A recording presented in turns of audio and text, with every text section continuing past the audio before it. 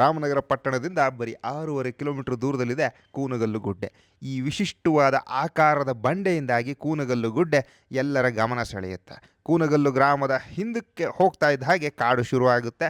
ಚಾರಣ ಆರಂಭಗೊಂಡ 8-10 ನಿಮಿಷಗಳಲ್ಲೇ ನಡುಗುಡ್ಡೆಯನ್ನು ಪ್ರವೇಶಿಸಿ ಅಲ್ಲಿಂದ ಸುತ್ತಣದ ವಿಹಂಗಮ ನೋಟವನ್ನು ನೋಡ್ತಾ ಹಾಗೆ ಅರ್ಕಾವತಿ ನದಿಯನ್ನು ಕಣ್ತುಂಬಿಕೊಳ್ತೇವೆ.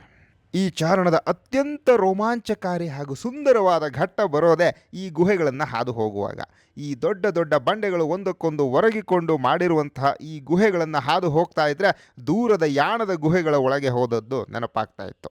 ಹಾಗೆ ಈ ಗುಹೆಯನ್ನು ದಾಟಿ ಮೇಲೆ ಬಂದರೆ ಈ ಹಾದಿ ಇನ್ನಷ್ಟು ರೋಚಕವಾಗ್ತದೆ.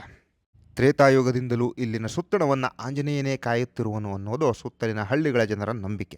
ಕಿಷ್ಕಿಂಧೆಯ ಅಂಜನಾದ್ರಿಗೂ ಇಲ್ಲಿಗೂ ಈ ಗುಡ್ಡಗಳ ಶ್ರೇಣಿ ಬೆಸೆದಿರೋ ನಂಟು ಬರೀ ಭೂವೈಜ್ಞಾನಿಕವಾದದ್ದು ಮಾತ್ರವಲ್ಲ, ತಲೆಮಾರುಗಳಿಂದಲೂ ಉಳಿದುಕೊಂಡು ಬಂದಿರುವ ಭಕ್ತಿ ಭಾವ ಪರವಶತೆ.